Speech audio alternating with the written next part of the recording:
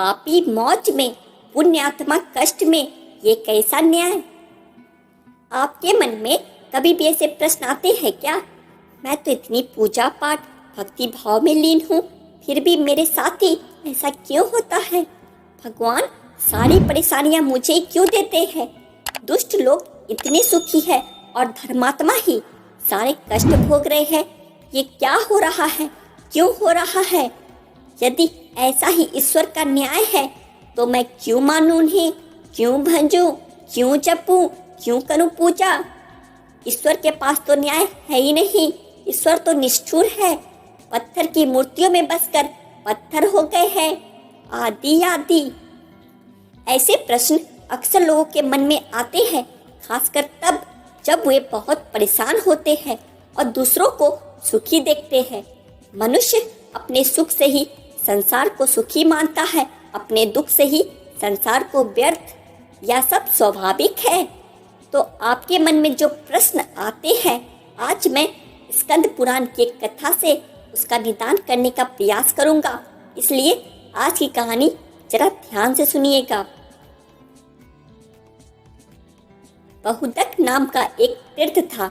यहाँ नंदभ्रत वैश्य रहते थे, धर्माचारी सदाचारी पुरुष। उनकी साध्वी पत्नी का नाम कनका था। नंदभ्रत चंद्रमौली भगवान शंकर के बड़े भक्त थे। बहुदक में कपिलेश्वर महादेव के नाम से प्रसिद्ध शिवलिंग था। नंदभ्रत तीनों समय कपिलेश्वर की पूजा किया करते थे। नंदभ्रत कम से कम लाभ लेकर माल बेचा करते थे और ग्राहकों के साथ बराबरी और ईमानदारी का व्यवहार रखते थे। गलत माल और बुरा सामान नहीं बेचते और जो कुछ मिल जाता उसी में संतुष्ट रहते थे। नंदव्रत का जीवन सन्यासियों जैसा था।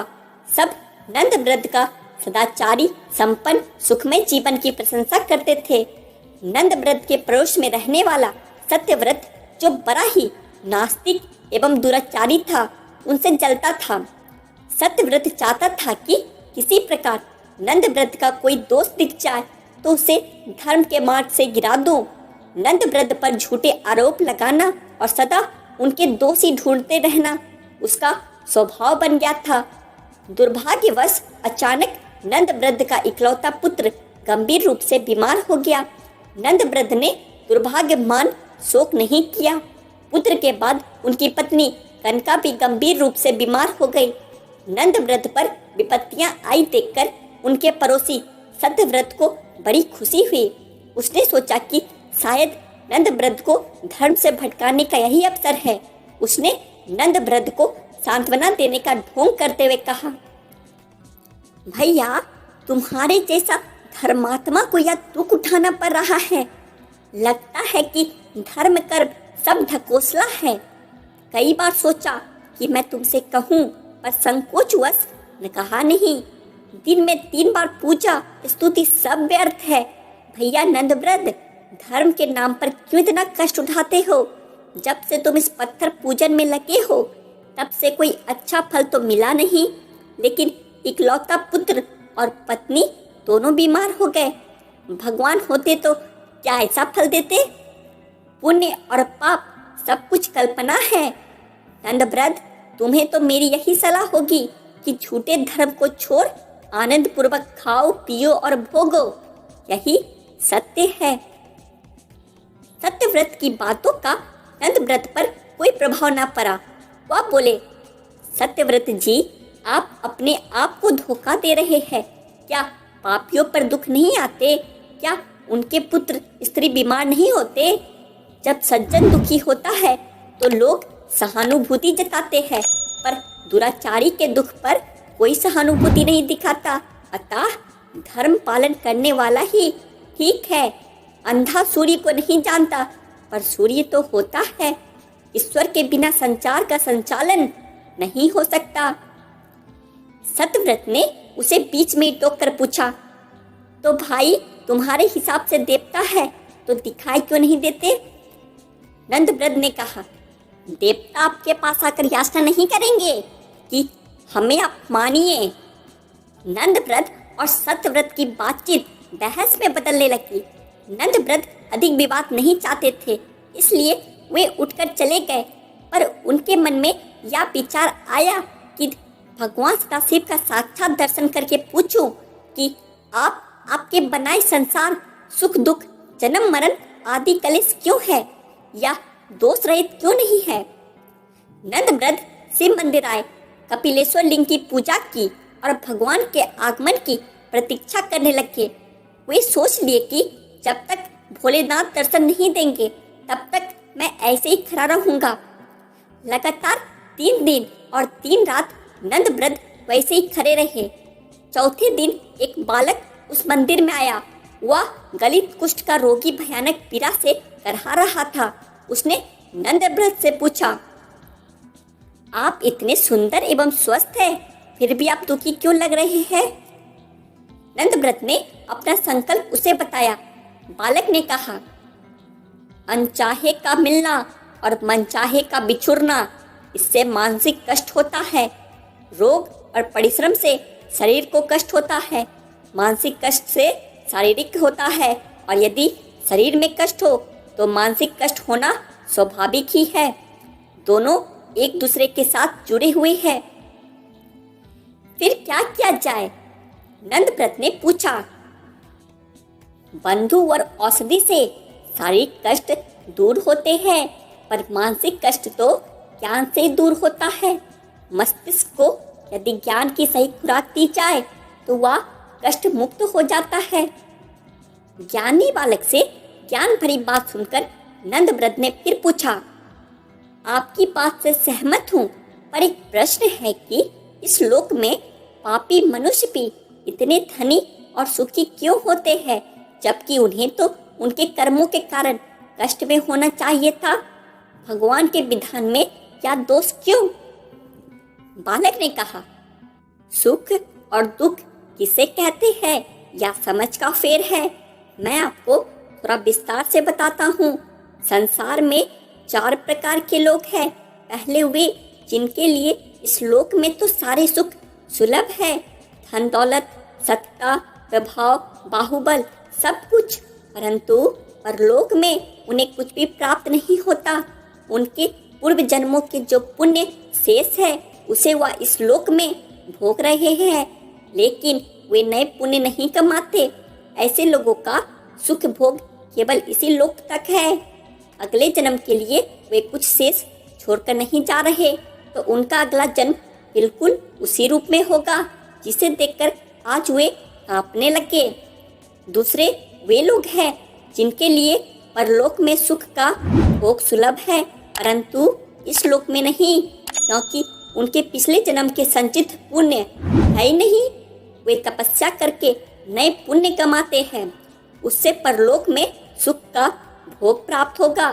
तपस्या से अर्थ केवल देव साधना ही नहीं होता, कर्म साधना भी तप है। उचित कर्म किसी भी तप से कम नहीं, क्योंकि इस संसार में रहते हुए सही मार्ग पर चलना कठोर साधना से ज्यादा कठिन है।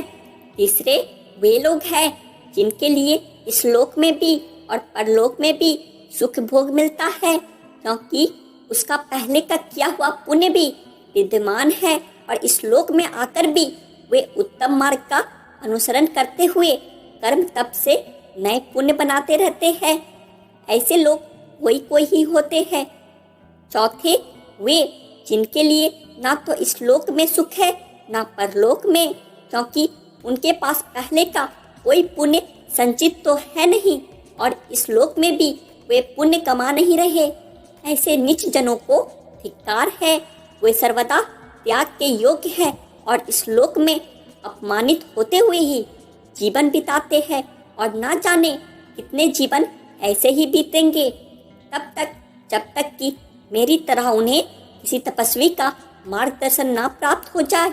इसलिए हे वैश्वर, आप अपने पड़ोसियों मित्रों द्वारा कही बात को मन में रखो नहीं।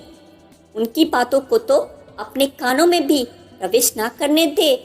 आप इस जन्म में भगवान सदाशिव के भजन में लग जाए, जिससे आप जन्म के बंधन से ही मुक्त हो सकते हैं। एक छोटे बालक के मुख से ऐसी ज्ञानमयी और रहस्यपूर्ण बातें सुनकर नंदव्रत बड़े प्रसन्न हुए। उनका सारा भ्रम, सारी शंका का निवारण हो चुका था। उन्होंने चकित होकर पूछा, आप कौन हैं? अपना परिचय दे। आप यहाँ कैसे पधारे हैं? आपने मेरे सब संदेहों को दूर कर दिया। इतनी कम आयु में इतना ज्ञान आपको कैसे सुलभ हुआ? बालक ने कहा, पूर्व जन्म में मैं अहंकारी, पाखंडी, व्याभिचारी था, जिसके चलते मैं वर्षों से नीच योनियों में भटका। भगवान व्यास देव की ऐसी कृपा कि वे हर योनि में मुझे मुक्ति मार्ग बता देते हैं। उन्होंने ही मुझे आपके पास भेजा है। अब मैं 7 दिन के बाद इसी तीर्थ में मरूंगा। आप मेरा अंतिम संस्कार कर दीजिएगा। वैश्यवर, ज्ञान का आयु से कोई संबंध नहीं है। ईश्वर को जिसे ज्ञान प्रदान करना होता है, जिसे माध्यम बनाकर उसे अपने भक्तों को जागृत करना होता है, उसे चुन लेते हैं। वह कोई भी हो सकता है, मेरे जैसा कुष्ठ पीड़ित जीव भी। अतः सहज भाव से स्वीकार करना चाहिए और ज्ञान जिससे भी मिले उसके प्रति विनीत रहना चाहिए। ऐसा करने से ईश्वर सदा आपको ज्ञानवान बनाए रखते हैं, किसी न किसी को भेजते रहते हैं। इतना बताकर उस बालक ने सूर्य मंत्र का जप करना आरंभ किया। कुष्ठ के निवारण के लिए सूर्य मंत्र का जप भी किया जाता है।